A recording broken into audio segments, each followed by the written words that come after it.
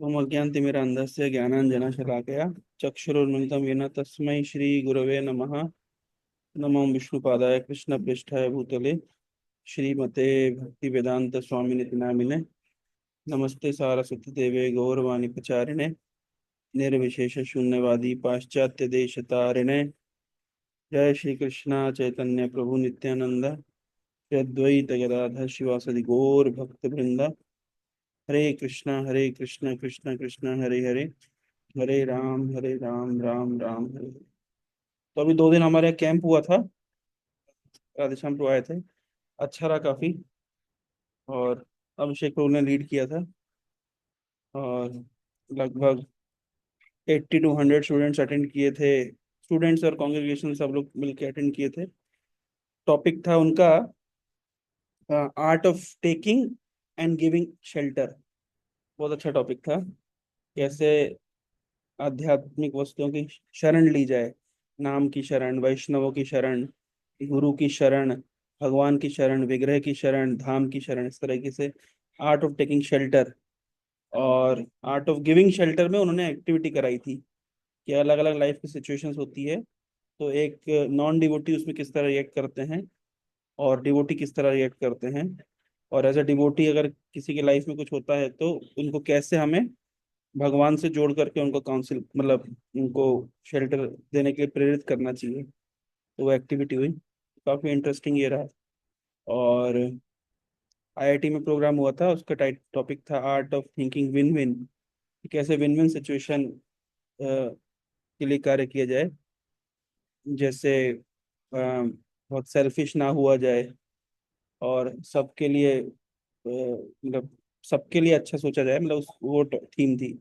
एक स्टोरी सुनाई थी कि एक बार एक घर में एक व्यक्ति ने एक वो रेड ट्रैप रखा था, रेड ट्रैप। तो वो रेड ट्रैप जो नहीं होता, वो उसमें टॉम एंड जेरी में दिखाते हैं रेड ट्रैप, वो वाला रेड ट्रैप। तो जिसमें मतलब चूहे का बिल्कुल प्राण ही निकल जाता है, वैसा वाला रेड ट्रैप। तो चूहा काफी डरा हुआ था। और उसी घर में एक मुर्गा था, एक बकरा था और एक बैल था। तो पहले वो चूहा जाता है और चूहा जा करके बोलता है, उसको क्या नाम है, हाँ, हैन को, कि वो एक रेड ट्रैप आया हुआ है और मैं काफी डरा हुआ हूँ। बोले तुम डरे हो, हमें क्या मतलब है, तुमको पकड़ने के लिए आया है, हमें क्या मतलब है, भगो यहाँ से, भगा दिया। फिर वो गया बकरे के पास, बकरे को जाके बोला, अरे वो एक रेड ट्रैप आया हुआ है, मुझे बहुत डर लग रहा है, मेरी मदद करो। बोला, अरे हमें क्या मतलब है, वो रेड ट्रैप तुमको पकड़ने के लिए आया है, तो बढ़िया घास खा रहे हैं, मजे में जिंदगी काट रहे हैं।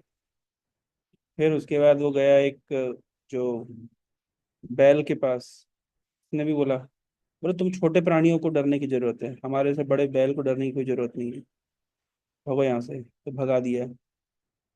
और लेकिन एक रात को क्या हुआ, उस रेड ट्रैप में चूहे की जगह सांप फंस गया। सांप की पूंछ ठप से बंद हो गई रेड ट्रैप में। तो सांप बिल्कुल बौखला गया। लेकिन जो घर की मालकिन थी, उसको लगा कि चूहा पकड़ में आ गया, तो लाइट जला के देखने लगी कि चूहा पकड़ में आया कि नहीं आया। जैसे ही लाइट जला करके देखने की कोशिश करी, वहीं पास में, क्योंकि वो रेड ट्रैप था और उसमें सांप की पूंछ फंस गई थी, तो सांप ने उठा करके झट से वो जो घर की मालकिन है उसको डस लिया। और वो बहुत बुरा बीमार पड़ गई, क्योंकि चूहा पकड़ में नहीं आया था, एक सांप पकड़ में आ गया था। अब क्योंकि वो हॉस्पिटल में थी, तो डॉक्टरों ने कहा कि इसको अगर बचाना है तो इसको चिकन सूप पिलाना पड़ेगा। तो घर के अंदर जो कॉक था, सबसे पहले उसको हलाल किया गया। फिर उसके बाद में कुछ दिन के बाद में खूब सारे गेस्ट आने लगे उसको देखने के लिए। अब गेस्ट को तो कुछ खिलाना पड़ेगा ना। तो फिर बकरा हलाल हुआ। फिर उसके बाद में, लेकिन डॉक्टरों ने बहुत कोशिश करी, लेकिन मालकिन को बचा नहीं पाए, तो वो मर गई। अब वो मर गई तो उसके मतलब खूब सा बड़ा फीस्ट हुआ। मरने के बाद होता है ना फीस्ट, तो उसमें वो बैल भी हलाल हो गया। लेकिन रेड ट्रैप आया था रेड के लिए, रेड बच गया, बाकी सब मर गए। तो मॉरल ऑफ द स्टोरी क्या है कि जब दूसरे के लिए नहीं सोचते हैं तो ऐसा समय आता है कि हमारे भी 12 बज जाते हैं। तो ये कम्युनिटी बिल्डिंग का एक प्रिंसिपल है कि हमें सबके लिए सोचना चाहिए, है ना। तो ये बहुत अच्छे, इस तरह की खूब सारी टीचिंग्स उन्होंने बताई, और अच्छा रिप्रेजेंटेशन, काफी मजा आया। और विकास प्रो ने कीर्तन किया, जगत गुरु ने प्रसाद अरेंज किया, फर्स्ट क्लास कार्यक्रम हुआ, और फंड्स मैंने दिया ऑफ कोर्स। ये बता ये बताने की जरूरत नहीं है क्या? जो भी है, तो काफी अच्छा कार्यक्रम रहा। और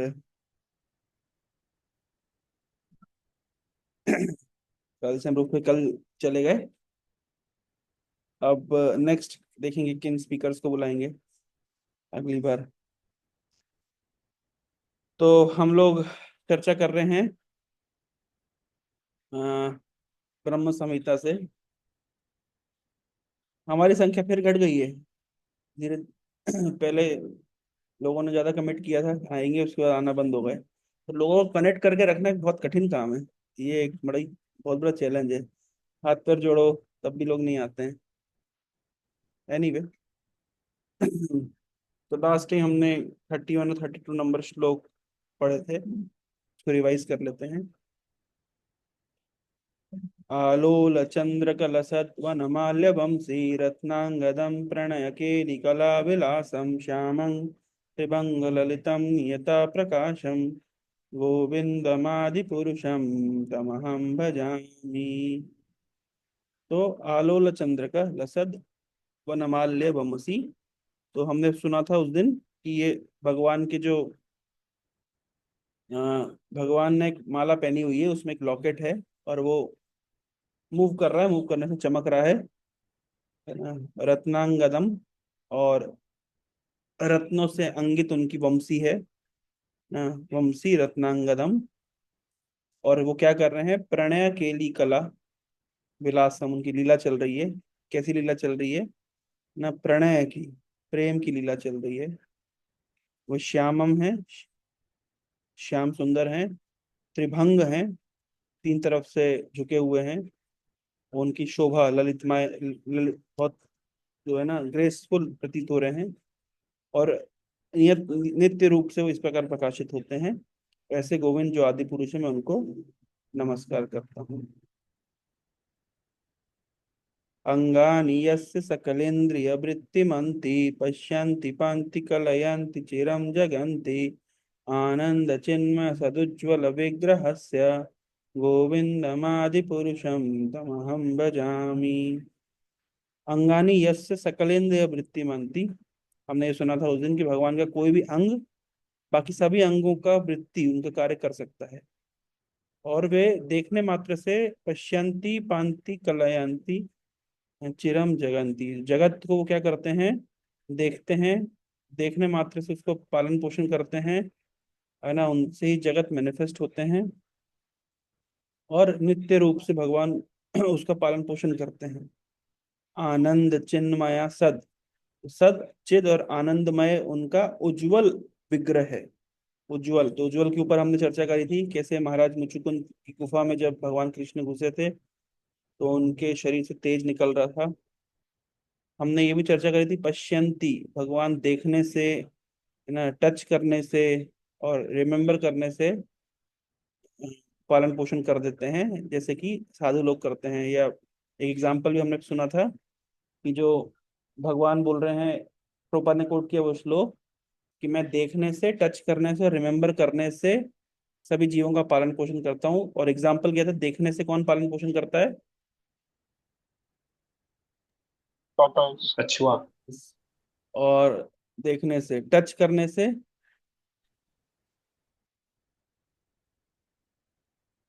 पक्षी, या जो मुर्गी, जो भी अंडे के ऊपर बैठ जाती है ना, टच करके वार्म देती है। और रिमेम्बर करने से मछली, मछली केवल तो जी उल्टा बोल दिया आप। उल्टा बोल, टच, रिमेम्बर करने से कछुआ और देखने से मछली। हाँ, देखने से मछली, और देखने से मछली और रिमेम्बर करने से टॉर्टोइस। तो वो अपने अंडों को पोषित करते हैं, पालते हैं। उसी प्रकार भगवान इस जगत को देखने से, रिमेम्बर करने से और अपना अपनी एनर्जी का टच देने से इस जगत को पालती, हाँ, पालते हैं, मेंटेन करते हैं। तो ये हमने सुना था।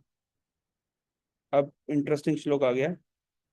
अद्वैतमच्युतमनादिमनंत रूपम आद्यम पुराण पुरुषम नवयौवनम च वेदेषु दुर्लभ दुर्लभमात्म भक्तो गोविंदमादि पुरुषम तमहम भजामि। तो अद्वैतम, द्वैत नहीं है, दो नहीं है, भगवान एक है। अद्वैतम। और उन भगवान का नाम क्या है? अच्युतम। अच्युतम। अच्युत शब्द का अर्थ क्या होता है? जो कभी च्युत नहीं होते हैं, अपनी स्थिति से कभी नीचे गिरते नहीं है। ये श्लोक भगवत गीता में मैं अपन ने कई बार चर्चा भी किया, अगर आप लोग को याद हो। हे अच्युत, मेरे रथ को दोनों सेनाओं के बीच में जाके रख दो। भगवान कह रहे हैं, सेनयोर उभयोर मध्य रथ स्थाप्यम में अच्युत।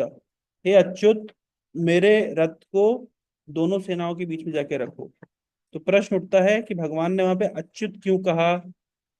हे कृष्ण, मेरे रथ को दोनों सेनाओं के बीच में रख दो, ऐसा बोल सकते थे। हे गोविंद, मेरे रथ को दोनों सेनाओं के बीच में रख दो, ऐसा बोल सकते थे। लेकिन उन्होंने हे अच्युत, मेरे रथ को दोनों सेनाओं के बीच में रख दो, ऐसा क्यों कहा? कोई बता सकता है? गुरु जी, क्योंकि ऑल्दो उन्होंने चैरियटर की पोजीशन एक्सेप्ट की है, तो क्योंकि चैरियटर्स को मतलब वो पैर से बताते हैं कि आपको किस तरफ डायरेक्शन में जाना है, बट फिर भी उनकी सिचुएशन मतलब वो अपनी सिचुएशन से फॉल डाउन नहीं है, उनकी स्थिति से वो मतलब कभी। हाँ। हालांकि ये जो एक पास टाइम है कि लोग कहते हैं कि भगवान को पैर लगाया, उसका तो कोई आचार्य लोग पुष्टिकरण नहीं करते हैं। कभी कभी कथावाचक थोड़े से अति उत्साह में ऐसा बोल जाते हैं। मैंने भी सुना था, लेकिन एक बार किसी ने गुरुमा से कहा तो गुरुमा बहुत गुस्सा हो गए, बोले कहीं पढ़ा क्या तुमने प्रभुपाद बुक में ऐसा? ये कहीं पे भी तो एक्चुअली ऐसा पैर लगाया ऐसे हमारे ही भक्तों में कई लोगों ने कहा है, लेकिन आचार्य लोग उसको पुष्टिकरण नहीं करते फिर भी। कृष्ण प्रभु जी। हाँ। हरे कृष्ण प्रभु जी, दंडवत प्रणाम प्रभु जी। धन्यवाद। यस लोग।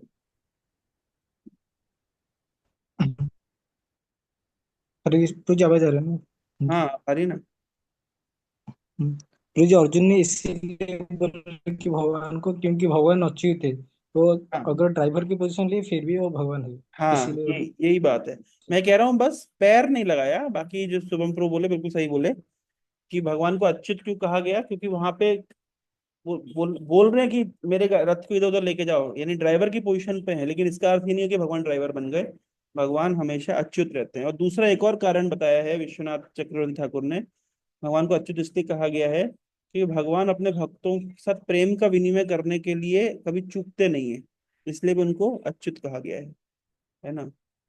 तो इसलिए भगवान को अच्युत कहा जाता है। और दूसरा कारण अच्युत का ये भी है, अच्युत शब्द का यहाँ पे अर्थ यही होता है कि जो हमेशा, मतलब जिनका जो स्वरूप है कभी डिके नहीं होता, यहाँ लिखा है वर्ड विदाउट डिके, है ना। जैसे सामान्यतः हमारा शरीर 6 प्रकार के ट्रांसफॉर्मेशन से गुजरता है, लेकिन भगवान का शरीर क्योंकि सच्चिदानंद है ना, आनंद चिन्मय सद उज्ज्वल विग्रह से, उनका जो विग्रह है वो सच्चिद आनंदमय है और उज्जवल है। वो कभी भी सामान्य बद्ध जीव की तरह उनके जो शरीर है वो डिके नहीं होता है, उसमें 6 प्रकार के ट्रांसफॉर्मेशंस नहीं होते, इसलिए उनका अच्युत कहा गया है। अनादिम अनंत रूपम, उनके अनादि और अनंत रूपम है, कई प्रकार के उनके रूप हैं। वे आद्यम है, सभी की शुरुआत है, उनसे सब कुछ बिगन होता है। और पुराण पुरुषम, सबसे पुराने पुरुष हैं।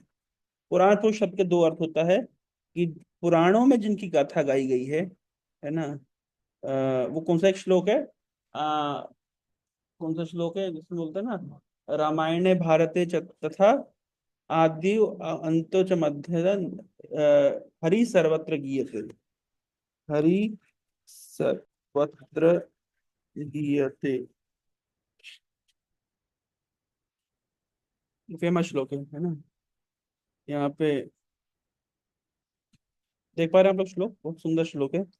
वेदे रामायणे चैव पुराणे भारते तथा आद्यो अन्ते च मध्ये च हरि सर्वत्र गीयते। तो भगवान हरि के गुणों को गाया गया है वेदों में, रामायण में और पुराणों में। अच्छा, स्टार्टिंग में गाया गया है क्या? नहीं नहीं, स्टार्टिंग में तो गाया ही गया है, अंत में भी गाया गया है। अच्छा, बीच में और किसी को गुण गाया गया है क्या? नहीं नहीं, बोले बीच में भी गाया गया है ना। तो वेदे रामायणे चैव पुराणे भारते तथा आद्यो अन्ते च मध्ये च हरि सर्वत्र गीयते। तो हरि के गुणों को स्टार्टिंग में गाया गया है, बीच में गाया गया है और मध्य में गाया गया है, सब जगह वेदे पुराणे। भगवान को पुराण पुरुष इसलिए भी कहते हैं क्योंकि पुराणों में उनके गुणों को गाया गया है। और पुराण पुरुष का एक और अर्थ होता है जो पुराना पुरुष है, सबसे पुराना है। तो अगर पुराना पुरुष है तो उसको कैसा दिखना चाहिए? उसको झुर्रियों वाला दिखना चाहिए, उसके बाल सफेद होने चाहिए, थोड़ा सा शरीर उसका झुक जाना चाहिए। लेकिन ऐसा नहीं है। नव यौवनम च, हमेशा भगवान नव यौवनम रहते हैं, एक 16 साल के ना एक लड़के की तरह हमेशा भगवान नव यौवन प्रतीत होते हैं। नव यौवनम च। और बड़ी इंटरेस्टिंग बात बोल रहे हैं, वेदेशु दुर्लभम। वेदों के वेद मार्ग से अगर कोई चले तो उनको समझना बड़ा दुर्लभ हो जाता है, बड़ा कठिन हो जाता है। वेदेशु दुर्लभम, लेकिन अदुर्लभम आत्म भक्तों। लेकिन भक्तों के लिए वे अदुर्लभ हैं ना।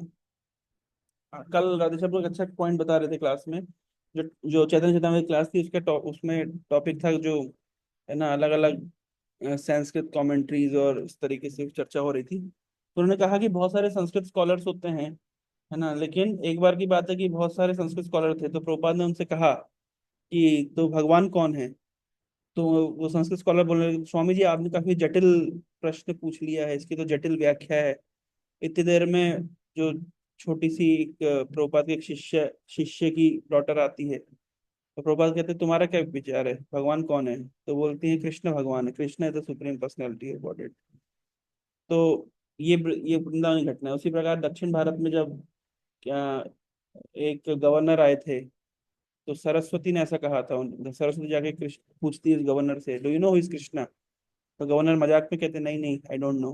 तो कहते हैं, वो कहती है कृष्णा है the supreme personality of God. तो प्रभुपाद अंदर से बोलते हैं कि even a small child can preach. तो तात्पर्य ये है कि वेदेशु दुर्लभ, वेद मार्ग से कब जो भगवान दुर्लभ हो जाते हैं, जिनको समझ पाना कठिन होता है, अदुर्लभम आत्म भक्तों, भक्तों के लिए वो अदुर्लभ है, बहुत सब सुलभ है, इजी टू अप्रोच है ना। ये श्लोक का बहुत मतलब इसके बहुत सारे प्रमाण मिलते हैं। जैसे एक प्रमाण मिलता है, जो ब्राह्मण थे, जय द्विज पत्नी जय नाग कन्या भक्ति तेजा हर पाइलो गोविंद चरण। तो उनके कोर्टयार्ड में, उनके घरों में, ब्राह्मणों के घरों में ही भगवान कृष्ण अपने फ्रेंड्स के साथ खेलने के लिए आए थे। और फ्रेंड्स को भूख लगी, तो उन्होंने कहा अरे कृष्ण बलराम हमें भूख लग रही है, कुछ व्यवस्था करिए। तो उन्होंने कहा जाओ, वहां पे ब्राह्मण लोग यज्ञ कर रहे हैं, उनसे कुछ मांग लो। जब ब्राह्मण लोग के पास गए, यज्ञ करने वाले ब्राह्मणों, याज्ञिक ब्राह्मणों के पास, तो वो लोग भगा दिए। तो इन लोगों ने बताया, जाकर के बताया कि है ना, यहाँ पे ही कुछ दूर भगवान कृष्ण खेल रहे हैं, उनके बड़े भाई बलराम भी हैं। लेकिन फिर भी ब्राह्मणों ने कुछ भी भोजन नहीं दिया, बोले हम लोग यज्ञ में बिजी हैं। लेकिन ये बात जब ब्राह्मण पत्नियों ने सुनी, तो इमीडिएटली जो कुछ भी यज्ञ के लिए बना था वो बना करके ले आई और भगवान को उन्होंने अर्पित कर दिया। तो इस ये बहुत सुंदर सेक्शन, पूरा एंटायर चैप्टर है ये। इसके ऊपर ऑनलाइन क्लास दिए थे, अगर आप लोग को याद हो, हरि पार्षद प्रभु ने बहुत ही इंटरेस्टिंग क्लास दी थी। और हरि शौरी जो है, उनकी कमेंट्री से उन्होंने बहुत सुंदर सुंदर पॉइंट्स बताए थे। तो ये फेमस पास टाइम है। तो उसमें क्या होता है, इस ये chapter the wives of the Brahmanas wife blessed, तो इस चैप्टर का मूल मंत्र ही ये है कि जो याज्ञिक ब्राह्मण है वो भगवान कृष्ण की पोजीशन को नहीं समझ पाए, लेकिन जो अ, लेकिन जो ब्राह्मण पत्नियां हैं, क्योंकि वो सरल थी और उनके हृदय में भगवान के प्रति भक्ति थी, इस कारण से वे बहुत सरलता से भगवान को समझ पाए। तो ऐसे देखने में आता है कि कभी कभी बहुत बड़े बड़े स्कॉलर्स होते हैं, बहुत बड़े बड़े यूट्यूबर्स भी होते हैं और बहुत बड़े बड़े सो कॉल्ड स्पिरिचुअल गुरुज भी होते हैं, लेकिन भगवान की पोजीशन को नहीं समझ पाते। वेदेशु दुर्लभ, वे वेदांत पे प्रवचन देते हैं, लेकिन वेदांत के जो सार है, वेदेश सर्वे रहम एवं वेद्यो, उनको नहीं जान पाते हैं। इसलिए एक चाणक्य पंडित ने बड़ा अच्छा एक तर्क दिया है। वो बोलते हैं, पठंती चतुरो वेदान, सुना है श्लोक आप लोगों ने? मैं आपको लोग को दिखाता हूँ श्लोक, मिल जाते। पठंती चतुरो वेदान, चाणक्य, देखते हैं अगर ये श्लोक मिल जाए तो। मिल गया, ये बढ़िया है। पठ न, श्लोक भी मिल जाए, अच्छे अच्छे श्लोक मिल जाते हैं। देखिए कितना बढ़िया श्लोक है ये। पठन्ति चतुरो वेदान धर्मशास्त्राण्यनेकशः आत्मानं नैव जानन्ति दर्वीपाकरसं यथा। कुछ लोग होते हैं जो बहुत सारे वेद पढ़ लेते हैं, बहुत सारे शास्त्र जानते हैं, होते हैं ना इस तरह कुछ लोग। हाँ, एक एक बैठा हुआ है हमारे पास यहाँ सामने, दिख रहा है क्या? कुछ लोग होते हैं जो बहुत वेद पढ़ते हैं, बहुत शास्त्र जानते हैं। ये 10th क्लास बॉय है जो बहुत सारे कमेंट लिखता रहता है। तो पठंती चतुरो वेदान, कुछ लोग होते हैं जो चार चार वेद पढ़ लेते हैं, और धर्मशास्त्रानि अनेकशः, और अनेक अनेक धर्मशास्त्रों का उनको ज्ञान होता है। इसका खंडन, उसका खंडन, उसका खंडन, लगे रहते हैं खंडन वंडन करने में, है ना। और लेकिन चाणक्य बोल रहे हैं, आत्मानम नैव जानन्ति, लेकिन अपने आप को नहीं जान पाते, आत्मा को नहीं जान पाते, हाँ, या परमात्मा को नहीं जान पाते, दोनों ही शब्द से बोधित होता है। तो इनकी हालत कैसी होती है? दरवी पाक रसम यथा, जैसे रसोई, जैसे हम भोजन करने के लिए जो, जैसे मान लीजिए क्या बोलते हैं, लेडल, लेडल कहते हैं, दर पाक रसम मतलब लेडल समझते हैं ना, स्पून, स्पून, जैसे एक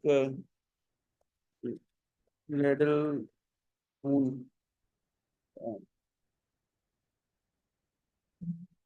इन कंटेनर,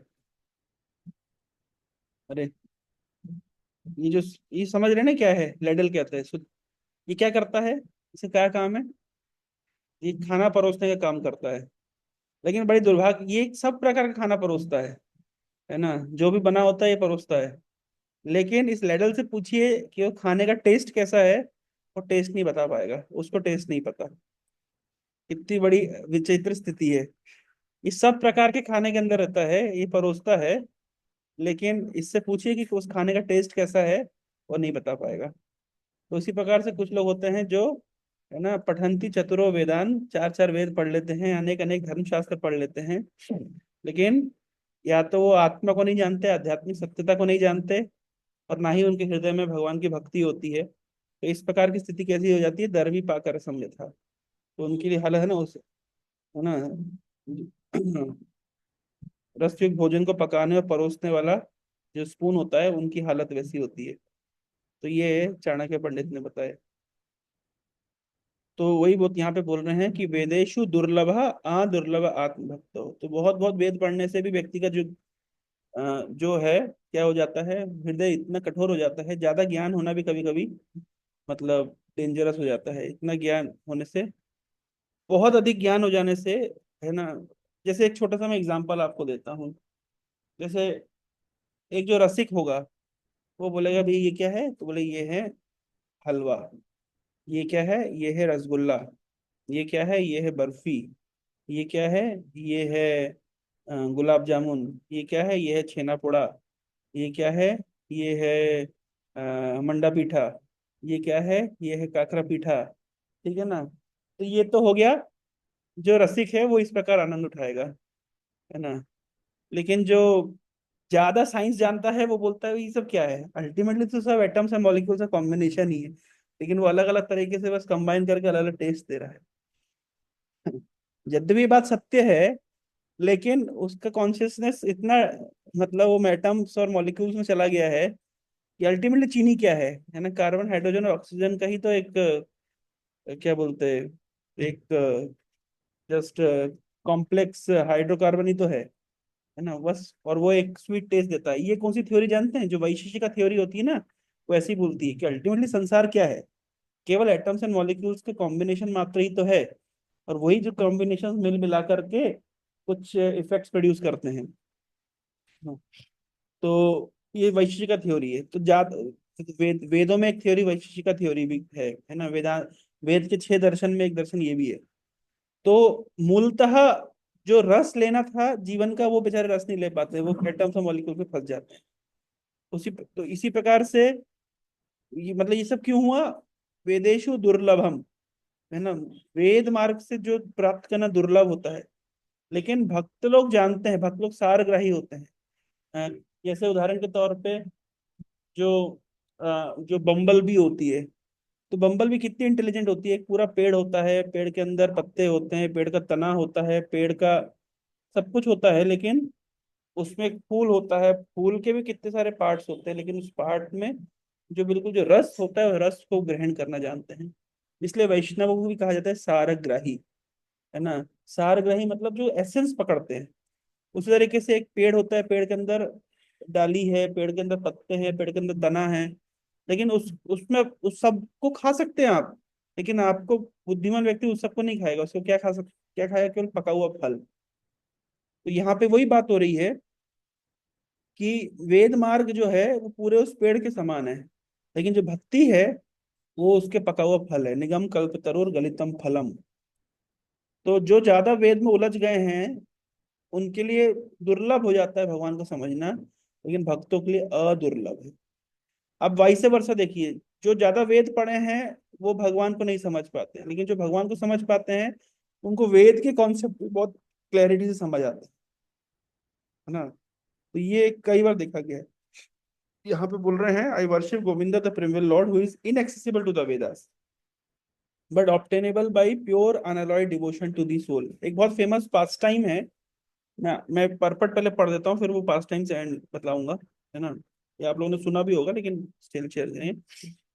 तो but unobtainable by pure unalloyed devotion of the soul, who is without a second, who is not subject to decay, who is without a beginning, whose form is endless, who is beginning and eternal Purusha.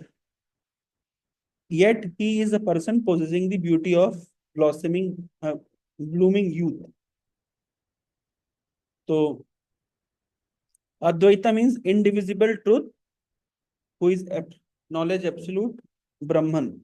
The infinite emanates from him as his effulgence, and God emanate Paramatma as his constituent. But nevertheless, he remains one and indivisible.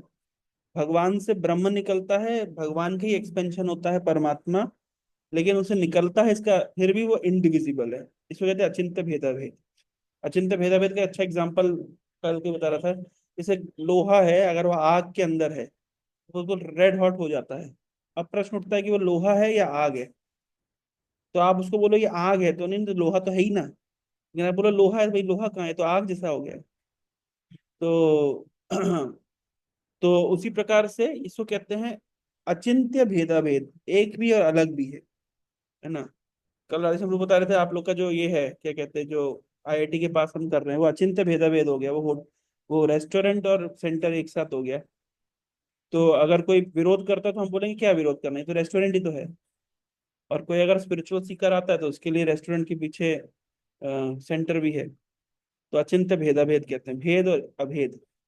तो भगवान से ही ब्रह्म का expansion हुआ है, भगवान से ही परमात्मा का भी एक्सपेंशन हुआ है, लेकिन फिर भी भगवान वन है और इंडिविजिबल है, वन है ना। कभी कभी जो ये इस्लामिक स्कॉलर्स बोलते हैं, आप लोग राम को भी भगवान मानते हैं, कृष्ण को भी भगवान मानते हैं, तो है ना, विष्णु को भी भगवान मानते हैं, तो कितने भगवान हैं?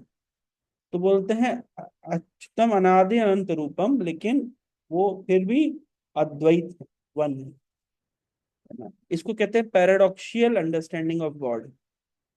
पैराडॉक्सियल अंडरस्टैंडिंग मतलब, जैसे एक श्लोक है भगवत गीता का, अणोर अणीयम महतो महीयम, है ना। तो भगवान क्या है, बड़े से बड़े हैं, छोटे से छोटे हैं, अणु अणियम, छोटे से छोटे, smaller than the smallest, eight the same time bigger than the biggest, greater than the greatest, जो कहते हैं पैराडॉक्सियल स्टेटमेंट। तो सारे पैराडॉक्सियल स्टेटमेंट हमको ये समझना पड़ेगा कि जो पैराडॉक्सियल स्टेटमेंट्स होते हैं वही भगवान की ग्लोरीज को बखान कर देते हैं। जैसे जैसे ईशोपनिषद ने कहा है वो बहुत दूर है, एट द सेम टाइम बहुत पास है।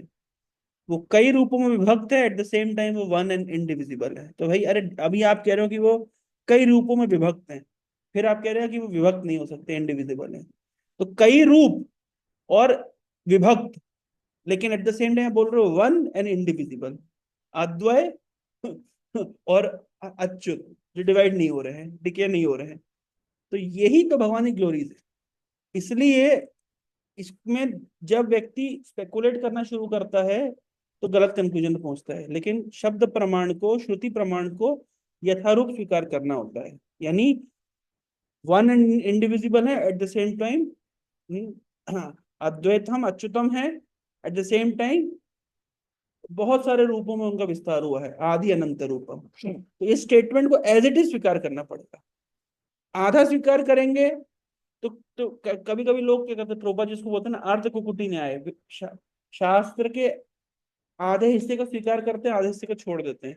आधा हिस्से का मतलब जैसे मुर्गी का जो न्याय, जानते हैं ना आप लोग, न्याय, अ, न्याय, डिफरेंट न्याय, अलग अलग प्रकार के न्याय होते हैं। जैसे, है ना, अर्ध कुकुटी न्याय, अर्ध कुकुटी न्याय क्या होता है? जो हम लोग कुछ कह रहे हैं। यस प्रभु जी, जैसे एक मिनट, इसमें ये था कि मान लीजिए कि जैसे मटेरियल एनर्जी है, अब मान लीजिए एटम्स है ये, तो हम कहते हैं कि भगवान जैसे इसी पे कि भगवान सब जगह है, पर ये मान लीजिए इसका कंस्टिट्यूएंट तो अलग है मैटर का। तो भगवान ऑल्दो हर एटम में है, पर मान लीजिए जिससे एटम बना है उस जो लोएस्ट यूनिट है, वो कहीं ना कहीं भगवान से एक सेपरेट एलिमेंट है, हम्म, ऐसा मतलब माने। तो प्रभु जी फिर भगवान हर जगह कैसे हुए, मतलब ये थोड़ा सा। इसी को तो पैराडॉक्स कहते हैं। Matter itself is separated energy of God, and energy and energetic are non different. And God him is, ये आएगा आगे, आगे ये वर्ड आएगा। हाँ, अंडाणु अंतरस्थ परमाणु च अंतरस्थम, ये ब्रह्म संहिता में आएगा, तब ये पॉइंट उठेगा ये कैसे एक एटम और मॉलिक्यूल में है। तो मैं बता रहा हूँ न्याय, है ना, न्याय मतलब। हाँ बोलिए प्रकाश बाबू। प्रभु जी आपने एक बार जीपीएस का एग्जांपल दिए थे इसके रिलेटेड, इसका इससे एग्जांपल जीपीएस का, वो परमात्मा जीपीएस के का। लिए दिया था। हाँ, जब परमात्मा, ये आएगा आगे चल के, परमात्मा एक्सपेंशन के बारे में ब्रह्म संहिता आएगा तो मैं वो जीपीएस के एग्जांपल भी कोट करूंगा। अभी हमारा चर्चा का विषय है कि भगवान का पैराडॉक्शियल नेचर होता है, बिल्कुल विपरीतार्थी होता है, और उसको यथारूप स्वीकार करना होता है। लेकिन बहुत सारे जो वेदज्ञ हैं या वेद के जानने वाले हैं, या सोकॉल्ड वेदज्ञ हैं, सोकॉल्ड वेद के जानने वाले हैं, वो क्या करते हैं, वो कुछ पोर्शन को उठाते हैं और दूसरे पोर्शन को मतलब नहीं समझ पाते। लेकिन इसको कहते हैं अर्ध कुकुटी न्याय, हाफ एन थ्योरी, कि मुर्गी का पीछे वाला हिस्सा अंडा देता है तो वो अच्छा है, और आगे वाले में खिलाना पड़ता है तो वो कॉस्टली है, उसको काट दो। तो वेद के को स्टेटमेंट को पूरा स्वीकार करना होता है, और उसमें वेद में पैराडॉक्सियल स्टेटमेंट्स हैं।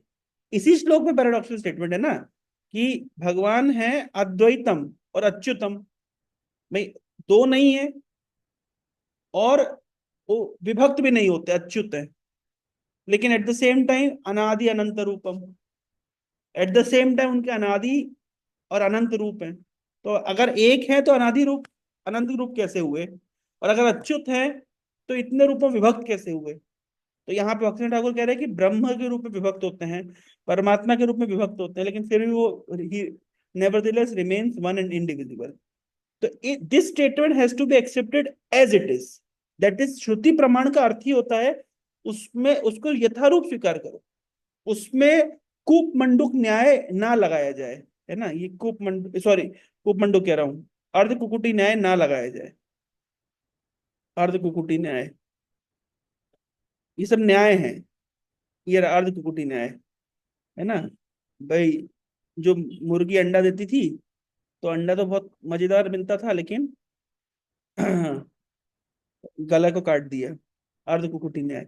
ये लिस्ट ऑफ न्याय है, ऐसे ऐसे कई सौ न्याय है ना वैदिक शास्त्र में। जैसे आप लोगों ने सुना होगा कूप मंडूक न्याय, व्यक्ति कुएं के अंदर, एक डॉक्टर फ्रॉग फिलोसफी कहते हैं, है ना। कूप मंडूक न्याय, सर्प रज्जु न्याय, सांप को रस्सी, रस्सी को सांप समझने का, है ना। और ये अंध पंगु न्याय, एक अंधा व्यक्ति था, एक लंगड़ा व्यक्ति था, तो जो है ना, तो लंगड़ा जो था वो अंधे के ऊपर बैठ गया, उसको आंख दिखाने लगा। तो प्रोपा कहते हैं अमेरिका और भारत को ऐसा होना चाहिए। अमेरिका स्पिरिचुअली अंधा है और भारत टेक्नोलॉजिकली पंगु है, दोनों मिल जाए तो क्या नहीं कर सकते, है ना। तो इस सब ये सब न्याय है, तो कई प्रकार के न्याय हैं। आप चैट जीपीटी से पूछ सकते हैं कितने न्याय हैं, तो कई सौ प्रकार के न्याय होते हैं, है ना। टाइप ऑफ न्याय, लॉजिक इन संस्कृत लिटरेचर, तो लंबे लिस्ट निकाल के दे देगा। ये सब न्याय है। चैतन्य महाप्रभु न्याय के क्या थे, मतलब अब ये पता नहीं क्या बोल रहा है। हाँ ये सब न्याय है। ये जैन फिलोसफी क्यों चला गया पता नहीं, मैं खोज के दूंगा आप लोगों को, मैंने कहीं पढ़ा था। खूब प्रकार के न्याय होते हैं, जैसे जैसे ये कुछ एग्जाम्पल यहाँ पे दिए हैं, वैसे बहुत सारे न्याय और होते हैं। पूरा एक लिस्ट किसी ने दिया था बहुत पहले, मैं घुमा दिया उसको। तो ये वाला न्याय आप लोगों ने सुना ही होगा, है ना। अ, जो क्या कहते हैं, पुलिस लोग जो होते हैं वो क्या करते हैं, वो बकड़ भेड़ चाल में चलते हैं, तो भेड़ चाल ये भी एक न्याय है, भेड़ चाल न्याय, है ना। और अज गला स्तन न्याय, कि गले, अज के गले में स्तन जैसा प्रतीत होता है, दूध नहीं देता। उसी प्रकार कोई भौतिक जगत में सुख प्राप्त करना चाहे तो उसको ऐसे ही न्याय देते हैं। या दूसरा एग्जांपल देते हैं, one should not expect creative power from material ingredients, भौतिक चीजों से आत्मा जीवन नहीं आता है, जैसे अज के गले से दूध नहीं आता है। ये सब न्याय है ना? तो आज हम ये न्याय चल, ये वाला भी न्याय, टंडुल वृश्चिक न्याय। एक दिन चावल के अंदर स्कॉर्पियो मिला, तो लोगों ने कहा कि भाई चावल ने स्कॉर्पियो को जन्म दिया है, लेकिन ऐसा नहीं है। स्कॉर्पियो ने अंडे दिए थे, अंडों से स्कॉर्पियो निकला है। उसी प्रकार से फुलिश साइंटिस्ट बोलते हैं कि जीवन रसायनों से आया है। तो टंडुल वृश्चिक न्याय, ये सब न्याय है ना। लॉजिक, चैतन्य महाप्रभु एक वो ने क्या की पढ़ाई, निमाई पंडित ने क्या की पढ़ाई करी थी, सुना हुआ आप लोगों ने। गुरु जी लॉजिक की शायद करी। हाँ लॉजिक, न्याय की पढ़ाई करी थी उन्होंने। एक कहाँ जा रहे हो, मंदिर जा रहे हो, रुक जाओ 10 मिनट बाद जाना, बैठ जाओ। तो इस तरीके से समझ पा रहे हैं, ये सब न्याय है। तो वेदों को एज इट इज स्वीकार करना चाहिए, उसमें अर्ध कुकुटी न्याय नहीं लगाना चाहिए, ये है लेसन। इसको कहते हैं श्रुति प्रमाण। प्रोपा लिखते हैं इंट्रोडक्शन ऑफ ईश्वर में कि मतलब मल अपवित्र है, लेकिन जो काउडंग है वो पवित्र है। तो अब वो पैराडॉक्सल स्टेटमेंट हुई, कॉन्ट्राडिक्टरी स्टेटमेंट हुई, पर दोनों को एज इट इज स्वीकार करना चाहिए। हड्डी अपवित्र है लेकिन शंख पवित्र है, तो ये पैराडॉक्सियल है, लेकिन उसको एज इट इज स्वीकार करना चाहिए। तो ये आदत नहीं है हमारी वेदों के स्टेटमेंट को एज इट इज स्वीकार करने की। सारी समस्या यहाँ से शुरू हुई है ना। चैतन्य महाप्रभु ने सार्वभौम भट्टाचार्य को इसलिए डांटे और प्रकाशन सरस्वती को इसलिए डांटे कि आप लोग क्या करते हैं, आप लोग बहुत घुमा फिरा के चीजों को प्रस्तुत करते हैं जब उसका मीनिंग क्लियर है। तो लोग क्या है, वेद के स्टेटमेंट को डायरेक्टली एक्सेप्ट नहीं कर पाते, इसलिए घुमाना फिराने की आदत पड़ जाती है।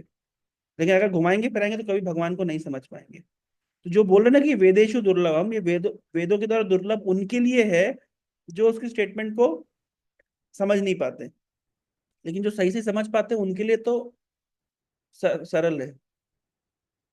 आगे पढ़ते हैं। Achyut means that through the merits of avatar emanate from him as subjective portions and millions of jivas as separated spiritual particles, he remains intact and undivided whole of the fullest perfection. भगवान से दो प्रकार के अंश होते भगवान के, स्वांश और विभिन्न अंश। अवतार कहलाते हैं स्वांश और जीवात्मा कहलाता है विभिन्न अंश। इनको अंश कहा गया है। लेकिन जब जैसे ही अंश शब्द सुनते हैं तो इमीडिएटली क्या मीनिंग निकलता है? जैसे मायावादी बताते हैं कि पेपर लिया, पेपर को चार पूरा पूरा फाड़ दिया, छोटे छोटे टुकड़े हो गए। बोले हाँ हो गए। तो अगर छोटे टुकड़े हो गए तो फिर ओरिजिनल पेपर कहाँ चला गया? खत्म हो गया ना, ओरिजिनल पेपर छोटे टुकड़ों में विभक्त हो गया। उसी प्रकार से अगर हम बोल रहे हैं कि भगवान जो है वो अंशी अंश रूप में विभक्त हो गया, तो अंशी यानी जो ओरिजिनल सोर्स है उसका अस्तित्व कहाँ रहा?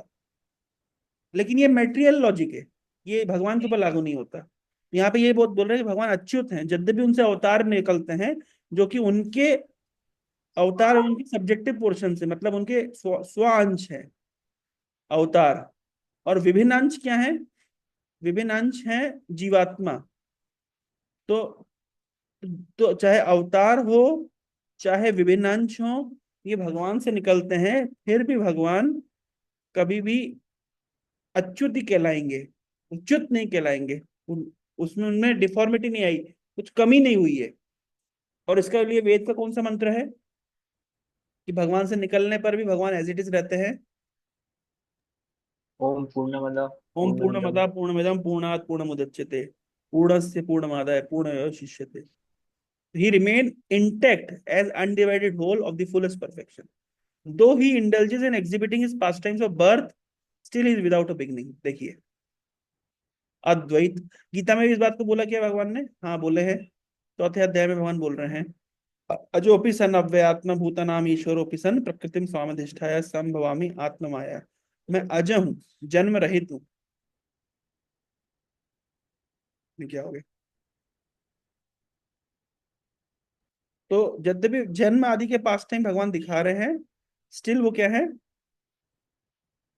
अजन्मा है, अजो अपी, है ना, अनादि, उनका कोई आदि नहीं है। और क्या बोल रहे हैं? Yet without origin he is with an origin in past time of his appearance. Although eternal in essence he is still a person in full bloom of youth, नव यौवनम। हमेशा भगवान नव युवक दिखाई देते हैं। इसके ऊपर मैं बहुत इंपॉर्टेंट दो पॉइंट बोलने वाला हूँ। एक, भगवान हमेशा नवयुवक दिखाई देते हैं। और हम ये भी जानते हैं कि कोई भी व्यक्ति अपने कौन सी एज में सबसे ज्यादा परफेक्ट, सबसे ज्यादा सुंदर दिखाई देता है? तो न्यू यूथ में। क्यों न्यू यूथ में? क्योंकि that particular age reflects the age of lord Krishna. हाँ ना जाए तो। कौन है भाई?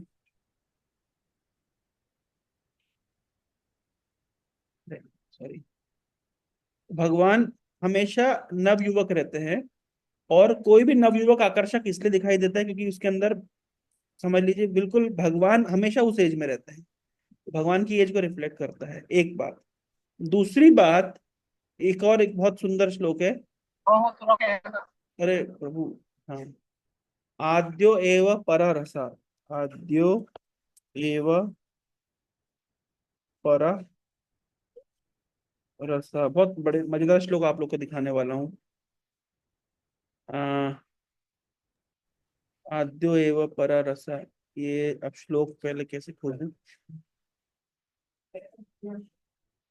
क्लास चल रही है। आद्यो एव परो रसा, आपको एक बढ़िया सा श्लोक दिखाया जाएगा चैतन्य चैतामृत का। ये चैतन्य महाप्रभु, और एक बताता हूँ आप लोग को।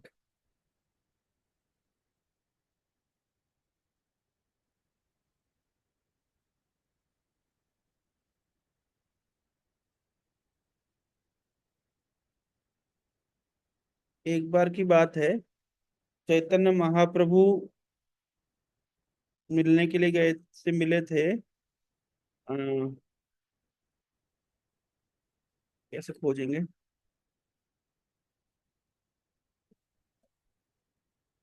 एक मिनट, मैं आपको खोज के प्रभु जी, बता। अगर उसका कोई पार्ट आपको याद है तो आप हाँ, डायरेक्टली गूगल पे करके, मैं वही गूगल पे, मेरे को वो हाँ, यहाँ पे याद लिख के वेदाबेस आखिरी में लिख देंगे तो ऑप्शंस दिखाएगा। नहीं मिल रहा है वो मुझे, उस श्लोक का वो खो गया मैं। नहीं, मुझे दूसरा मेरे को याद है, उसी के आसपास श्लोक याद है। आ, ये क्या बोलते, इसको क्या बोलते हैं, कोर्टयार्ड। कोर्टयार्ड की स्पेलिंग क्या होती है,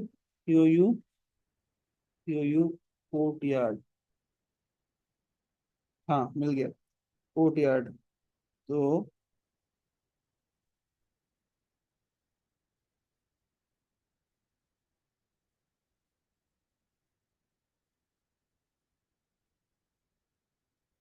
एक बढ़िया सा आप लोग को श्लोक दिखाने वाला हूँ मैं।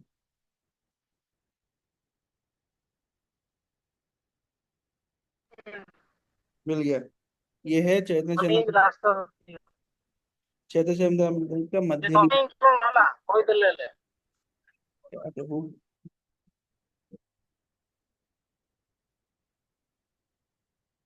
चैतन्य चैतन्य मध्य लीला का 19 नंबर चैप्टर और श्लोक नंबर 96। ये देखिए, एक बार की बात है, चैतन्य महाप्रभु वल्लभाचार्य के घर गए थे। तो वल्लभाचार्य घर कहाँ पे है, तो प्रयाग के ऑपोजिट साइड में एक एडिला गांव है, तो वहां पे गए थे। तो रास्ते में जब यमुना से जा रहे थे, तो यमुना देख करके चैतन्य प्रभु भाव विभोर हो गए थे और पूरा नाचने लगे थे, और बोट पूरा हिलने लगी थी। और उसके बाद में इतना बोट हिलने लगी थी कि मतलब सब डर गए। फिर जैसे जैसे महाप्रभु को होश में लाया गया, फिर महाप्रभु वल्लभाचार्य के घर पहुंचे। वल्लभाचार्य ने उनकी बहुत सेवा करी, उनको खिलाया पिलाया। महाप्रभु जब रेस्ट कर रहे थे, तो उनसे मिलने के लिए रघुपति उपाध्याय नामक एक भक्त आए। तो रघुपति उपाध्याय ने कुछ श्लोक, बढ़िया से श्लोक बनाए थे, जो उन्होंने चैतन्य महाप्रभु को सुनाए। ठीक है। तो ये एक दो श्लोक है जो उन्होंने बढ़िया से सुनाया। जैसे एक बहुत अच्छा श्लोक है, अरे कौन भैया डिस्टर्ब कर रहा है। जैसे ये एक श्लोक है ना, श्रुतिम अपरे स्मृतिम इतरे भातरम अन्य भजन्तु भवभीतः अहम इह नंदनम वंदे यस्यालिंदे परम ब्रह्म। वो बोल रहे हैं कि बहुत फेमस मजेदार श्लोक है, प्रभुपाद कोट करते हैं कि जो लोग भवसागर से डरते हैं, है ना, तो कुछ लोग क्या करते हैं, वेद की पूजा करते हैं, वेद पूछते हैं, कुछ लोग शास्त्र पूछते हैं, है ना। तो those are afraid of material existence worship the Vedic literature, यानी वैदिक लिटरेचर की शरण लेते हैं। कुछ लोग स्मृति की शरण लेते हैं, कुछ लोग श्रुति की शरण लेते हैं, कुछ लोग, है ना, अन्य वैदिक शास्त्रों की शरण लेते हैं, कुछ लोग महाभारत आदि की शरण लेते हैं, है ना। यानी जो भव भव सागर से पीड़ित हैं, भव से डरे हुए हैं, है ना, भव भीतः, those who are afraid of material existence, जो डरे हुए हैं वे लोग क्या करते हैं, वे सब वैदिक शास्त्रों की शरण लेते हैं। लेकिन as far as I am concern, मैं क्या करता हूँ, मैं तो नंद महाराज की शरण लेता हूँ। कृष्ण की शरण नहीं लेता, नंद महाराज की शरण लेता हूँ। क्यों? क्योंकि जिनके कोर्टयार्ड में, है ना, जिनके आंगन में परम ब्रह्म खेल रहे हैं। तो मैं उनकी शरण लेता हूँ। तो ये इस तरह उन्होंने श्लोक कोट बनाए हैं। ये रघुपति उपाध्याय के श्लोक हैं। तो इसी तरीके से उन्होंने, चैतन्य महाप्रभु ने उनसे कुछ कुछ पूछा, है ना। तो बोल रहे हैं, श्री चैतन्य महाप्रभु आज Raghupati Upadhyay, according to your decision who is the foremost being of all Krishna's abode, what do you think the best, है ना। और सभी एजों में, है ना, of three ages known as childhood, boyhood and fresh shoot, which do you consider the best, है ना। चैतन्य महाप्रभु ने ऐसा पूछा, तो इन्होंने आंसर दिया। क्या क्या क्वेश्चन पूछे महाप्रभु ने, कि सब, who is the foremost being, और सभी धामों में सर्वश्रेष्ठ धाम कौन सा है, और सभी एज में भगवान का कौन सा एज सबसे बेस्ट है, और सभी रसों में परम रस कौन सा है। तो इसको रघुपति उपाध्याय आंसर देते हैं, श्यामम एव परम रूपम पुरी मधुपुरी वरा वया कैशोरकम देहम ध्येयम आद्य एव परो रसः। तो भगवान का जो श्याम सुंदर रूप है, ये परम रूप है सारे रूपों में। और मधुपुरी यानी ब्रजभूमि, ये सबसे श्रेष्ठ है। और रूप और एज में कौन सी एज सबसे बढ़िया है, कैशोरकम, किशोर अवस्था। और सभी रसों में आद्य रस, जो कॉन्जुगल रस है, माधुर रस है, परकीय भाव है, ये श्रेष्ठ है। तो वया कैशोरकम ध्येयम। तो ये बात यहाँ पे बोल रहे हैं, नव यौवनम च, किशोर अवस्था, नव युवा अवस्था, ये सबसे आकर्षक है। तो ये चैतन्य महाप्रभु का कंक्लूजन ये है कि सभी एजेस में this age is the perfect, this age is the most enchanting, और भगवान नित्य रूप से इस एज में निवास करते हैं, है ना। भगवान एक्चुअली 3 एजेस में निवास करते हैं, अगर आपने पिछला श्लोक देखा हो तो। भगवान हमेशा, है ना, 3 एज में हमेशा रहते हैं। बाल्य पौगंड कैशोरे श्रेष्ठ मानकिकाए वया कैशोरकम ध्येयम के है उपाध्याय। तो भगवान हमेशा 3 रूपों में रहते हैं। कोई अगर पूछे ना भगवान बूढ़े होते हैं क्या, बोले नहीं होते हैं। या तो बाल्य अवस्था में लीला करते हैं, या पौगंड अवस्था में, या किशोर नव युवक, द बिगिनिंग ऑफ यूथ। ध्यान रखिएगा। इसमें से महाप्रभु का रस मत कौन सा है? बाकी वैष्णव संप्रदाय जैसे वल्लभाचार्य आदि बाल्य रूप को बहुत अधिक इम्पोर्टेंस देते हैं, लेकिन चैतन्य महाप्रभु कैशोर रूप को। और यहाँ पे भी बात बोल रहे हैं कि नव यौवनम च, हमेशा भगवान इटरनली इस फॉर्म में रहते हैं। ये उनका original most most enchanting form है। समझ पाए ना आप लोग? The sum and substance of the sum and substance of it is the sum and substance of it is that though he possesses diverse and apparently mutually contradictory qualities, still they are in universal harmonious concordance by dint of his unthinkable potency. This is what is meant by chit dharma, transcendental nature, as distinguished from material. Matter में क्या होता है? Decay होता है, deterioration होता है, लेकिन भगवान की चित्त, उसका चित्त धर्म। धर्म शब्द का अर्थ क्या होता है? वस्तु शक्ति। भौतिक पदार्थ की एक वस्तु शक्ति होती है। जैसे जैसे आइस की एक एक धर्म होता है। आइस का धर्म क्या होता है? कि उसको हाथ में पकड़ोगे ठंडा लगेगा, जीभ पे रखोगे ठंडा रहेगा। आग का एक धर्म होता है। वैसे चित्त वस्तु का एक धर्म होता है, और वो धर्म क्या है? कि वो अद्वैत है, अच्युत है, लेकिन अनादि है, अनंत है। ठीक है ना? ये चित्त वस्तु का धर्म है। जबकि भौतिक वस्तु का धर्म बिल्कुल विपरीत होता है। इसलिए चित्त धर्म वर्ड बोला गया है। धर्म, चित्त धर्म, तो मतलब वस्तु शक्ति। भौतिक चीज की वस्तु शक्ति कैसी होती है, और आध्यात्मिक चिंतामणि की वस्तु शक्ति कैसी होती है? तो भगवान की चित्त धर्म जी पोटेंशियल है। जी, एक डाउट था। हाँ, तो जी जैसे हमने, जैसे आपने शायद पिछली क्लास में या मैंने आपसे के लेक्चर में सुना था कि जैसे कि मतलब हमेशा से मतलब ऐसा नहीं है कि कभी स्पिरिचुअल वर्ल्ड में भगवान या अंश उनके और स्वांश विभिन्नांश कभी अस्तित्व में आए, वो हमेशा नित्य रूप से ऐसे थे। अनादि है। हाँ, पर तो पर फिर प्रभु जी ये फिर ओरिजिन का फिर मतलब पॉइंट कैसे आ जाता है? ये क्योंकि बात हो रही है ना, ये चित्त धर्म का अर्थ होता है, उसमें ओरिजिन का कॉन्सेप्ट नहीं आता। अचित धर्म, अचित वस्तु का जो धर्म होता है उसमें ओरिजिन और एंड होता है। मैं बार बार ये एग्जांपल देता हूँ कि हमारी कॉन्शियसनेस क्योंकि मेटेरियल एनर्जी से एंट्रैप्ड है, हम हर चीज को मैटर के टर्म्स में सोचते हैं, और मैटर जैसी देखते हैं। कोई भी वस्तु, अगर मान लीजिए मेरे हाथ में तिलक बॉक्स है, तो इसका की ओरिजिन एक डेट ऑफ बिगिनिंग है, एक डेट ऑफ एक्सपायरी होगा। मोबाइल फोन एक दिन बना होगा, एक दिन छूट खत्म होगा। लेकिन क्योंकि ये मेटेरियल वस्तु है, लेकिन चित्त धर्म में ये कॉन्सेप्ट ही नहीं उठता। ओरिजिन कब हुआ और एंड कैसे होगा, ये कॉन्सेप्ट ही नहीं होता। यानी ये बिल्कुल एक अलग पैराडाइम में चर्चा होती है, अलग डायमेंशन है ये। इसी को चित्त धर्म कहते हैं। और उसको हमको, क्योंकि अब चित्त धर्म को समझने का हमारे पास और कोई साधन नहीं है, कोई एक्सपेरिमेंट नहीं कर सकते, तो हमें उसको श्रुति श्रुति प्रमाण से समझना पड़ेगा। श्रुति प्रमाण का अर्थ होता है उसको एज इट इज स्वीकार करना पड़ेगा। और देखिए, एक और दूसरा एग्जांपल मैं आपको देता हूँ। हम लोग बचपन से जो देखते आते हैं, सुनते आते हैं, हमारी कॉन्शियसनेस वैसे बन जाती है। तो जैसा हम सुनते हैं वैसी कॉन्शियसनेस बन जाती है। तो बचपन से हमने मेटेरियल एनर्जी को देखा है और सुना है, तो हमारी कॉन्शियसनेस वैसी बन गई। तो इसलिए अगर हम लोग कस्टम हो जाएंगे स्पिरिचुअल एनर्जी के विषय में देखने और सुनने के, तो हमारी कॉन्शियसनेस वैसे चेंज हो जाएगी, समझ आने लग जाएगा हमको। ये दो विपरीत चीजें, बिल्कुल अलग चीजें हैं, है ना। दिस इज व्हाट ये तो लिख रहे हैं यहाँ पे, what meant by chit dharma, transcendental nature as distinct from material, is graceful three। ठीक है ना, यहाँ तक उसको चित धर्म स्वीकार बताया गया है। भगवान का चित धर्म मतलब उन स्पिरिचुअल वस्तु कैसी होती है समझाने का प्रयास किया गया है। फर्स्ट लाइन में, सेकंड लाइन में बोल रहे हैं, his graceful threefold bending form with flute in hand possesses eternal blooming youth and is above all whole unwholesomeness that is found in limited time and space.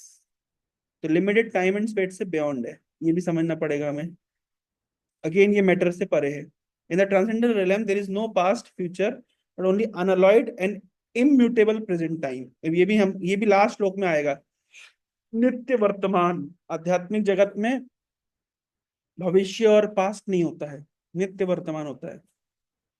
In transcendental sphere there is no distinction between object and its qualities and no such identity as is found in limited mundane region. तो ये पूरा श्लोक में हमारी consciousness को develop कराने का प्रयास किया है कि भौतिक वस्तु और आध्यात्मिक वस्तु कैसे अलग अलग है, बिल्कुल विपरीत है। ये समझने की हमको मतलब कोशिश करनी पड़ेगी। Hence, those qualities are seem to be apparently contradictory in the light of mundane conception limited by time, space, existence, agreeable and dentic concordance spiritual realm. बात वही आ गई जो अपन चर्चा कर रहे थे। Those qualities प्रभु जी, जस्ट एक ये इसमें जो टाइम की चर्चा हुई थी प्रभु जी, तो बिना टाइम के तो कोई एक्टिविटीज हो नहीं सकती। अगेन केवल मतलब मान लीजिए टाइम फैक्टर केवल मेटेरियल वर्ल्ड में एग्जिस्ट करता है और टाइम ही एजिटेट करता है मेटेरियल मोड्स को। लेकिन स्पिरिचुअल वर्ल्ड में टाइम फिक्स्ड रहता है, मतलब उसका अस्तित्व नहीं है एक सेंस में, मतलब वो केवल प्रेजेंट है, तो फ्यूचर नहीं, प्रभु जी, पास्ट जैसे नहीं। मान लीजिए भगवान की कोई लीला हुई, हम्म एक मान लीजिए गोवर्धन लीला स्पिरिचुअल वर्ल्ड में, फिर हम्म उसके बाद भगवान ने कुछ और लीला करी, तो अब वो कैसे बोलेंगे कि वो लीला तो पहले हो गई थी? मतलब पास्ट प्रेजेंट अगर नहीं है तो फिर वो तो पास्ट था, इस तरह से वो। वहां पे पहले और बाद का कॉन्सेप्ट नहीं है ना, वहां पे क्रोनोलॉजी का कॉन्सेप्ट भी नहीं है।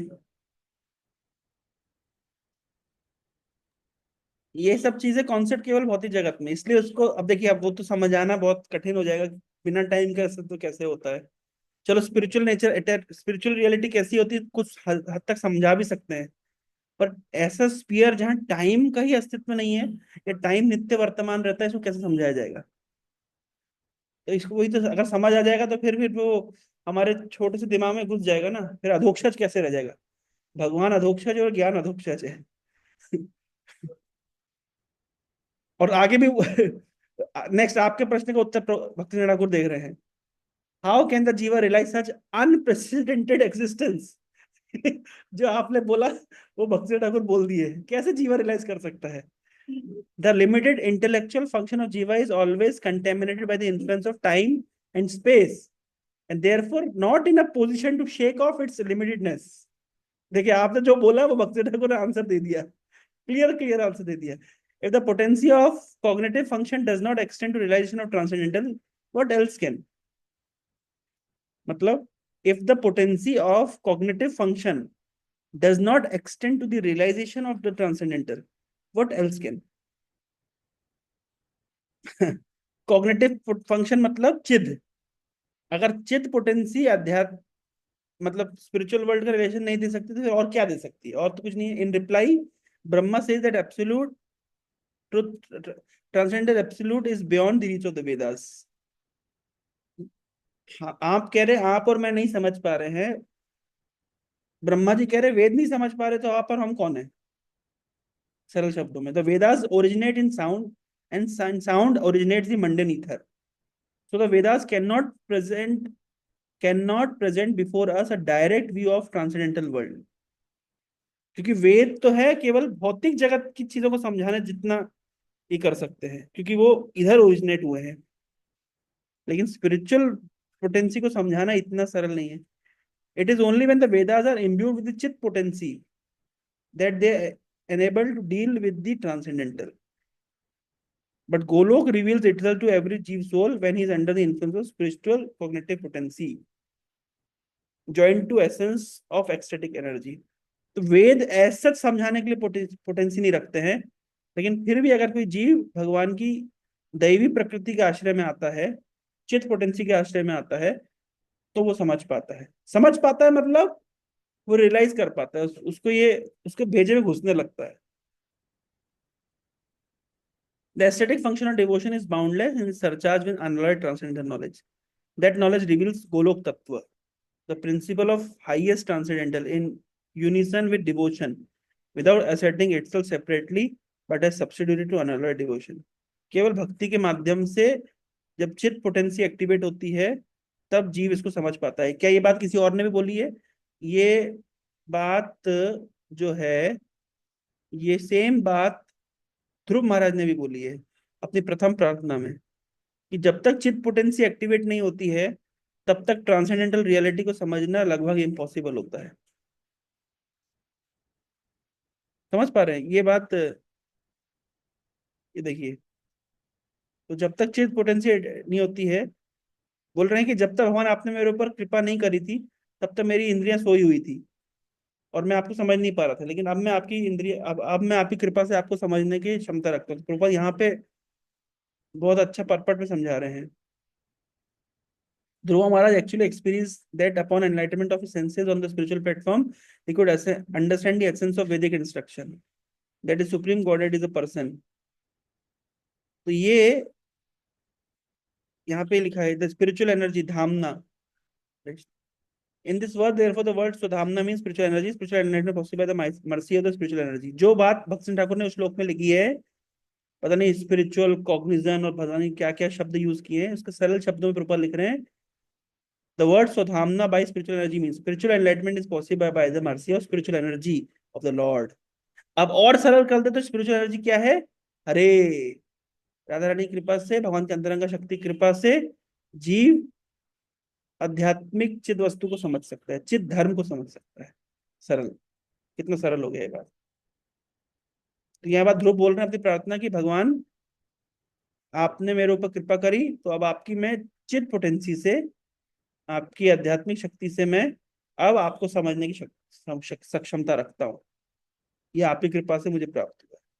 तो बात यहाँ पे वही बात बोली जा रही है कि दैट नॉलेज रिवील्स गोलोक तत्व इन यूनिसन विद डिवोशन।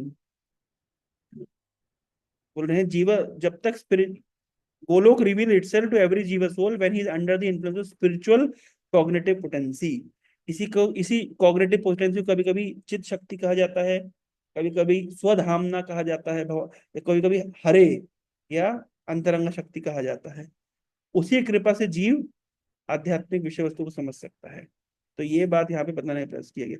तो भक्तन ठाकुर की वोकेबलरी थोड़ी सी डिफिकल्ट है, लेकिन प्रभुपाद की वोकेबलरी काफी इजी है। वेदेशु दुर्लभ अदुर्लभ आत्मभक्त, भक्ति से भगवान सुलभ हो जाते हैं, अदुर्लभ नहीं रहते। थोड़ा फिलोसफिकल है, मैं जानता हूँ, थोड़ा सा डिफिकल्ट भी हो सकता है, लेकिन अब आपको ब्रह्म संहिता पढ़ना है तो इतनी मेहनत तो करनी पड़ेगी। हरे कृष्णा। प्रभु जी, इसमें जैसे हम स्पिरिचुअल लेवल में बात करते हैं तत्व की, तो तत्व क्या होता है प्रभु जी? मतलब जैसे एलिमेंट। तत्व मतलब जैसे भौतिक वस्तु क्या होती है, भौतिक तत्व क्या होता है? तत्व मतलब जैसे गोलोक तत्व, गुरु तत्व, शिव तत्व, जीव तत्व। तत्व मतलब वस्तु, किस विषय में चर्चा हो रही है उसका उसका क्या बोलते हैं, डिटेल्ड साइंटिफिक अंडरस्टैंडिंग, या उसकी उसकी साइंटिफिक अंडरस्टैंडिंग समझेंगे, डिटेल में समझेंगे गोलोक तत्व कैसा होता है।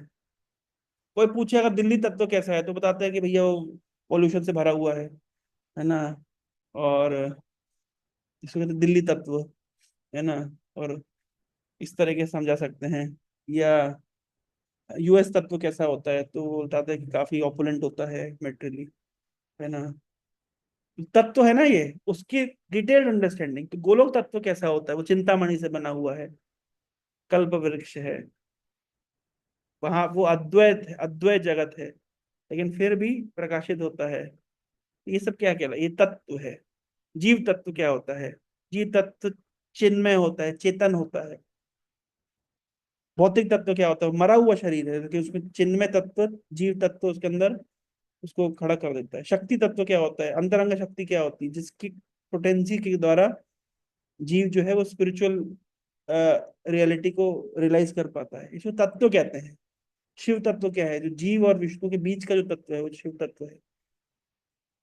ये सब मतलब ये सब तत्व है उसका इन डिटेल अंडरस्टैंडिंग। या ऐसा समझ लीजिए आप जिससे, जैसे मैं समझा, एक छोटा सा एग्जांपल देता हूँ। हर व्यक्ति हर चीज को अपनी तरह से समझता है। जैसे रसगुल्ला आपने भी खाया, रसगुल्ला मैंने भी खाया, मैं आपका टेस्ट नहीं जानता, मैं आप मेरा टेस्ट नहीं जानते, लेकिन हम दोनों को अगर रसगुल्ला दिया जाएगा तो हम कुछ टेस्ट जानते हैं, तो हम हमारी मेमोरी से रसगुल्ले को इंटरप्रेट करते हैं कि दिस इज रसगुल्ला। तो हर व्यक्ति को समझने के लिए परमात्मा हेल्प करते हैं। अगर परमात्मा ना हो तो जीव समझ नहीं पाएगा। तो कोई कोई चीज, तो उसी तरीके से स्पिरिचुअल पोटेंसी को समझने के लिए ये भक्ति करता है जीव, तो परमात्मा फिर स्पिरिचुअल एनर्जी से टच लेकर के और हमको समझा देते हैं, रियलाइज करवा देते हैं। अब मैं लेक्चर के माध्यम से आपको समझा नहीं सकता रसगुल्ला कैसा है। 1 2 घंटे, 4 घंटे, 5 घंटे का लेक्चर देंगे, रसगुल्ला कैसा है, गोल होता है, व्हाइट कलर का होता है, थिक विस्कस लिक्विड में सोक्ड होता है, 50 ग्राम का होता है। अब मैं ऐसे घंटे भर भी इसके ऊपर पीएचडी थीसिस भी कर लूंगा तो आपको टेस्ट नहीं करा पाऊंगा। टेस्ट तभी आप करेंगे जब उसको चखेंगे। तो आध्यात्मिक वस्तु कैसी होती है, हम घंटों घंटों भी चर्चा करेंगे तो हम, जैसे इम्पर्सनली, जैसे जो वर्ड जगलरी चर्चा, घंटों घंटों चर्चा कर सकते हैं, हम नहीं समझ पाएंगे। लेकिन चित्त पोटेंसी जो कि एक्टिवेट होती है भक्त अनअलॉयड डिवोशन से, अगर वो एक्टिव हो जाएगी तो वो पता चल जाएगा, दिव्य ज्ञान हृदय प्रकाशित, तो प्रकाशित हो जाएगा। जैसे रसगुल्ले का टेस्ट जीभ पे प्रकाशित हो जाता है, अपने आप समझ आ जाता है, उसी प्रकार से। ठीक है प्रभु, हरे कृष्णा। थोड़ा फिलोसफिकल है लेकिन क्या ही कर सकते हैं, इतना फिलोसफिकल। लोगों ने कैमरे वैमरे बंद कर लिए अपने, तो कहाँ सोने चले गए भगवान जाने क्या चल रहा है। कोई कथा तो सुनाते तो मजा आता। प्रभु जी बस एक लास्ट, क्योंकि प्रभु जी मेरा थोड़ा सा प्रभु जी वो इम्पर्सनलिस्ट में थोड़ा स्टडी करता था, तो पहले प्रभु जी मैंने एक बुक पढ़ी थी, तो उसमें क्या बोल रहे थे वो, मतलब स्वामी विवेकानंद का एक थ्योरी थी कि मतलब क्योंकि भगवान इनफाइनाइट है, तो उनके अंश भी फाइनाइट नहीं हो सकते, ऐसा वो कुछ बोलते थे उसमें। छोड़ो उनको तो सबको। मेंटल स्पेकुलेशन की डेफिनेशन हम चर्चा की थी कुछ दिन पहले, क्या थी?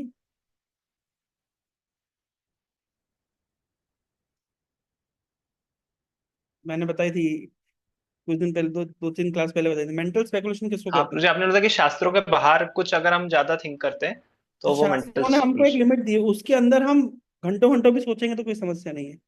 लेकिन जब शास्त्रों के बाहर हम सोचते हैं तो उसको मेंटल स्पेकुलेशन कहते हैं। और वो अननेसेसरी केवल कंफ्यूज करता है। तो सोचना बुरा बुरा नहीं है, लेकिन शास्त्रों की परिधि के बाहर सोचना, शास्त्रों के सर्कमफेरेंस के बाहर सोचना, और उसमें स्पेकुलेट कर कैसा होता होगा स्पिरिचुअल वर्ल्ड, लेकिन वो तो इंडिविजुअल कैसा होता होगा, वो जिनमें किसको कहते हैं, इतना जो सोचना जैसे बताया गया है उसको स्वीकार, इसलिए श्रुति प्रमाण कहा गया है। अब कोई बोल सकता है अरे आप लोग तो बिल्कुल सोचने के लिए मना कर रहे हैं। श्रुति प्रमाण, श्रुति प्रमाण। ये इन्होंने कुछ वीडियो शेयर करी है। ये क्या है की वीडियो है राकेश बाबू?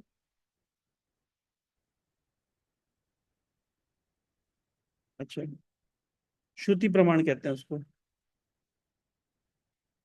ठीक है प्रभु, हरे कृष्णा। श्रील प्रभुपाद की जय। श्रील भक्ति सिद्धांत सरस्वती ठाकुर की जय।